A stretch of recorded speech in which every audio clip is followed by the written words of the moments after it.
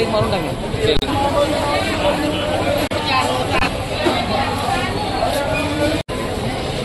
महत्त्वाचा मुद्दा आहे, यावर्षी अतिवृष्टीचा जो पाऊस पडला त्याच्यामुळे शेतकऱ्याला खरंच भरपूर नुकसान झालेलं आहे आणि तो नुकसान ह्या दिवाळीमध्ये त्यांच्या उत्सुक या अतिवृष्टीच्या पावसामुळे दुखत गेला आहे आणि त्याच्यामुळे शेतकऱ्याचा माल कमी येत आहे मार्केटला।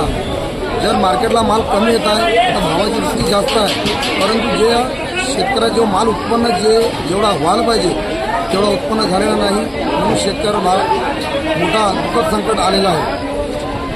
पावसामुळे शेतकऱ्याचं खूप नुकसान झालेलं आहे। मराठवाड्यातून जी भाजी येत आहे ते आमच्याकडे मराठवाड्याची भाजी चांगला भाव आहे, चांगलं भाव आहे पण आमच्या इथल्या शेतकऱ्यालाही आता पावसाळ्यामुळे जे आता पीक निघत आहे त्यांचा भरपूर चांगला भाव आहे। म्हणून आता असं कुठेही असं वाटत नाही की आमच्या भंडारा जिल्ह्याच्या शेतकऱ्याचं कुठेतरी नुकसान झालेलं असेल।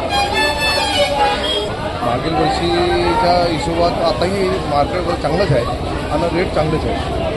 मराठवाड्याच्या फक्त पालेभाज्या येतात, सांबार, मेथी, कारण की आमच्या जिल्ह्यात भंडारा जिल्ह्यामध्ये पालक भाजीचा आणि पालेभाज्यांचं खूप मोठं नुकसान झालं आहे पावसामुळे, म्हणून आम्ही संपूर्ण भाजी मराठवाड्यातून मागवतो आणि त्याचे खूप रेट चांगले आहे।